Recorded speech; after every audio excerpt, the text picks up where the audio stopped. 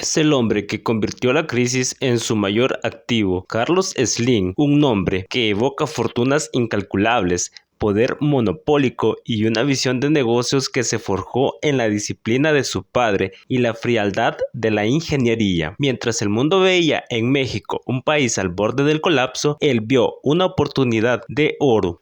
El viaje de Carlos Slim hacia la cúspide de las finanzas globales no comenzó en Wall Street ni en los rascacielos de la Ciudad de México, sino en el Líbano, la tierra de sus ancestros. Su historia es, ante todo, un relato de migración y resiliencia. El cimiento de su fortuna y ética de trabajo fue forjado por su padre, Julián Slim Haddad, quien llegó a México en 1902 a los 14 años. Este joven inmigrante libanés que no hablaba español demostró una tenacidad notable al abrir en 1911 un almacén llamado La Estrella de Oriente, en sociedad con su hermano, y luego al casarse con Linda Helú, también de origen libanés. La influencia de don Julián en el joven Carlos fue fundamental. Más allá de proveer para su familia, el padre de Slim inculcó a sus 6 hijos una disciplina financiera estricta y una visión de inversión a largo plazo. Desde muy pequeño, Carlos recibió una libreta donde debía anotar todos sus ingresos y egresos, aprendiendo el valor de la contabilidad personal y el ahorro. Esta lección se cimentó aún más cuando a la edad de 10 años hizo su primera inversión al comprar acciones del Banco Nacional de México, Banamex. El instinto de inversionista no era un hobby, sino una obligación formativa. El destino, sin embargo, puso a prueba a la familia tempranamente. La figura paterna y principal mentor de Carlos Slim se extinguió en 1953. Este evento, que dejó una huella profunda en el adolescente de tan solo 13 años, lo obligó a asumir una responsabilidad que pocos a esa edad conocen: administrar los negocios familiares. Slim no solo tomó las riendas de algunas de las propiedades inmobiliarias heredadas, sino que se dedicó a reinvertir las ganancias de estas para hacer crecer el patrimonio. Tras el dolor de la pérdida de su padre, el joven Carlos Slim no solo continuó administrando los negocios familiares, sino que se adentró en una rigurosa formación académica. Escogió estudiar la ingeniería civil en la Universidad Nacional Autónoma de México, la UNAM, una decisión que resultó ser más influyente de lo que parecía. La ingeniería le enseñó a pensar en términos de estructuras, análisis de riesgos y balance de fuerza. Le dio una mente metódica, esencial para un empresario que se enfrentaría a la volatilidad de los mercados. De hecho, su talento era tal que mientras cursaba la carrera ya se desempeñaba como profesor de álgebra y programación lineal, demostrando una habilidad innata para dominar y enseñar los números. A mediados de la década de 1960, ya graduado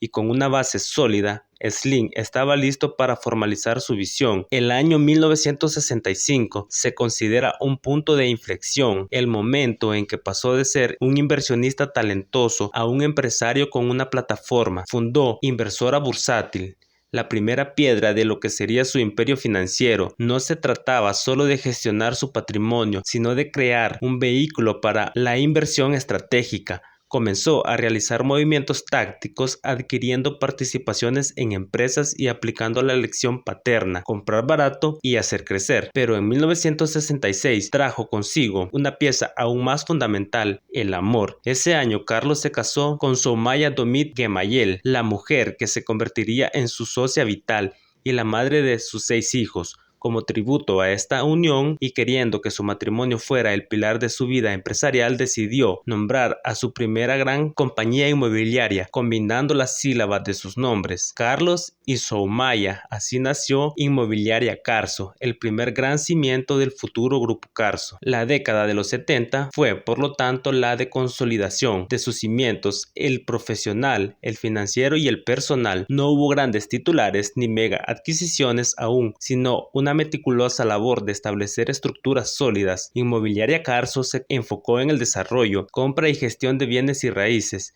asegurando un flujo de caja constante y un activo tangible en un entorno económico incierto. Al cerrar la década, Slim no era el hombre más rico del mundo, pero había creado con paciencia una base financiera inexpugnable, lista para resistir la turbulencia que llegaría en los años venideros y que él transformaría en su mayor oportunidad. La verdadera prueba de la perspectiva empresarial de Carlos Slim se produjo en la turbulenta década de 1980 en México, un periodo conocido históricamente como la década perdida, debido a las devaluaciones, la hiperinflación y la crisis de la deuda, mientras el pánico se apoderaba del establishment empresarial y el capital extranjero huía del país. Slim, con su mentalidad de ingeniero y la filosofía financiera aprendida de su padre, vio no el colapso, sino una oportunidad generacional de acumulación. Su máxima se convirtió en "toda crisis es una oportunidad" y la puso en práctica de manera brutalmente efectiva. Había pasado la década de 1970 construyendo discretamente su capital.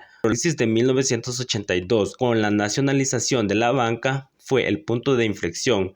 El gobierno mexicano estaba desesperado por vender activos y muchas empresas privadas, agobiadas por deudas en dólares que la devaluación había multiplicado, se encontraban en liquidación o al borde de la quiebra. Slim y su equipo no compraron de forma impulsiva, llevaron a cabo una meticulosa diligencia de vida, evaluando el valor intrínseco de los activos más allá de la coyuntura económica. Su objetivo no era especular, sino adquirir empresas productivas a precios de remate para sanearlas, reestructurar su deuda y mejorar su eficiencia operativa. Esta estrategia de rescate de empresas en apuros le valió el apodo de "el Midas de México", pues parecía que cualquier negocio que tocaba se transformaba en oro. Uno de los movimientos más estratégicos de este periodo fue la adquisición de la cadena de tiendas departamentales, restaurantes y librerías Sanborns en 1985. Sanborns era una marca icónica con una ubicación privilegiada de sus tiendas, pero enfrentaba serios problemas financieros. Slim la compró a un precio muy bajo y aplicó su fórmula: inyección de capital, gestión eficiente y expansión cautelosa. El éxito de Sanborns validó su modelo ante el mercado. La diversificación fue clave para blindar su creciente imperio. En lugar de limitarse a un solo sector, Slim adquirió participaciones o el control total de empresas que abarcaban una amplia gama de industrias: la minería, con Minera Frisco, un sector esencial; las aseguradoras, Seguros de México; empresas de tabaco, cigarros, la Tabacalera Mexicana; y la manufactura de cables y neumáticos, con Domex y General Tire. Al final de la década, el Grupo Carso no era una empresa, sino un conglomerado robusto que operaba como una red de negocios interconectados. Si un sector sufría una caída, las ganancias de otros, como el retail o los servicios, compensaban las pérdidas, asegurando un flujo de caja constante y una resistencia inigualable a las crisis futuras. La plataforma estaba lista. El inicio de la década de 1990 marcó el hito que transformaría a Carlos Slim de un magnate diversificado a un gigante global: la privatización de Teléfonos de México con Telmex en 1990. El gobierno mexicano, en un proceso de reformas estructurales, Puso a la venta la compañía telefónica estatal, una entidad con un servicio deficiente y una estructura obsoleta, pero con el monopolio de las líneas terrestres en todo el país. Esta era la oportunidad perfecta para la visión de Slim, que comprendía que la comunicación y no solo la manufactura era el futuro de la economía mundial. A pesar de la intensa competencia de gigantes internacionales, el consorcio liderado por Grupo Carso, en asociación con Southwestern Bell de Estados Unidos y France Telecom, ganó la licitación. La adquisición fue compleja y costosa, pero Slim y sus socios lograron asegurar el control estratégico. Esta jugada no solo fue una compra más, fue la apuesta más grande de su carrera, ya que puso el conglomerado en el centro del sector más dinámico de la época. Telmex representaba el acceso a un mercado cautivo con una necesidad imperiosa de modernización. La visión de Slim trascendió el negocio del teléfono fijo. Desde el principio se enfocó en tecnología que estaba a punto de explotar: la telefonía móvil. Bajo la plataforma de Telmex impulsó con fuerza el desarrollo de Telcel, la división de telefonía celular. Mientras el mundo discutía si los celulares eran un lujo, Slim invirtió agresivamente para llevar la red móvil a todos los rincones de México y posteriormente a toda América Latina. Comprendió que el futuro de las telecomunicaciones en la región no estaría en la infraestructura de cobre, sino en las ondas de radio. La expansión a través del continente dio origen a América Móvil, que se convirtió en la joya de la corona del imperio. Esta empresa replicó el modelo de Telcel en múltiples países latinoamericanos, desde Brasil hasta Argentina. La estrategia era sencilla pero implacable: ofrecer servicios de bajo costo y llegar a segmentos de la población que nunca antes habían tenido acceso a un teléfono. Al cabo de pocos años, América Móvil se transformó en la mayor empresa de telecomunicaciones de América Latina, cimentando el camino para que Carlos Slim dominara una parte vital de la infraestructura social y económica del continente y asegurara su lugar entre los hombres más ricos del planeta. El éxito de la adquisición y expansión de Telmex y Telcel catapultó a Carlos Slim a una nueva dimensión empresarial. La visión que tuvo en los años 90 se materializó en el siglo XXI, convirtiendo a América Móvil en el corazón palpitante de un imperio de telecomunicaciones que dominó el mercado latinoamericano. La compañía se expandió con rapidez y eficacia, logrando una penetración de mercado sin precedentes desde México a Argentina. Su estrategia se centró en la simplicidad y el volumen, ofrecer servicios a través de modalidad de prepago, lo que abrió el mercado a millones de personas de bajos y medianos ingresos que la competencia había ignorado. Esta expansión agresiva y exitosa consolidó la figura de Slim como el empresario más influyente y eventualmente el hombre más rico de América Latina. Las ganancias generadas por el sector de las telecomunicaciones fueron masivas y sirvieron para reforzar las otras ramas del grupo Carso. El conglomerado creció de manera horizontal y vertical. Las empresas de construcción como Carso Infraestructura obtenían contratos para desarrollar la infraestructura de red, y las empresas de retail como Sanborns y Sears se beneficiaban del crecimiento económico y el consumo. Todo el imperio funcionaba como un ecosistema interconectado. El alcance de su poder económico en la región no estuvo exento de controversias. A medida que América Móvil crecía, también lo hacían las acusaciones de prácticas monopólicas y de imponer altas tarifas a los competidores por el uso de su vasta red. En varios países, los reguladores y los rivales argumentaron que el dominio de Slim sofocaba la competencia y limitaba la innovación. Este debate público y regulatorio se convirtió en un constante en su historia, obligando a los gobiernos a tomar medidas para intentar nivelar el campo de juego. Si bien la empresa mantenía una posición dominante gracias a su escala y eficiencia, el ascenso meteórico de Carlos Slim culminó en el reconocimiento global. En 2010, la revista Forbes lo coronó oficialmente como el hombre más rico del mundo,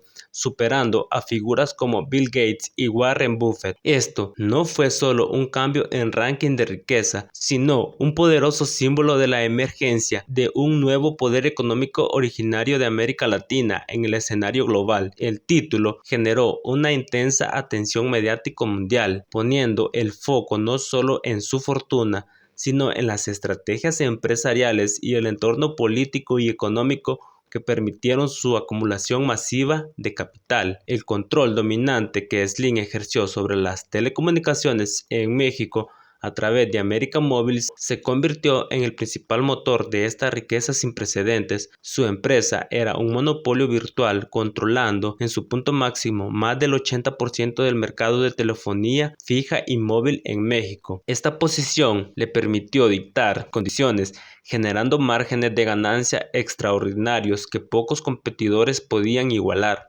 Su estrategia de reinversión constante en infraestructura y la anticipación de la demanda tecnológica cimentaron su ventaja competitiva. Sin embargo, el título de hombre más rico del mundo atrajo inevitablemente un escrutinio público y regulatorio sin precedentes. En México, el debate sobre el impacto de su dominio se intensificó. Críticos y analistas señalaron que el caos y monopolio de Slim resultaba en servicios más caros. Aún en medio de esta controversia, la influencia de Slim se extendía más allá de las telecomunicaciones. Su fortuna estaba ligada a todos los aspectos de la vida mexicana, desde los restaurantes hasta los bancos y la construcción de infraestructura nacional. Carlos Slim es la prueba de cómo la visión familiar y la disciplina financiera se transformaron en un poder económico global, desde la tiendita de inmigrante de su padre hasta la cima de la riqueza mundial. Slim demostró que la oportunidad reside a menudo donde otros solo ven crisis. Gracias por ver este video. Nos vemos en la próxima.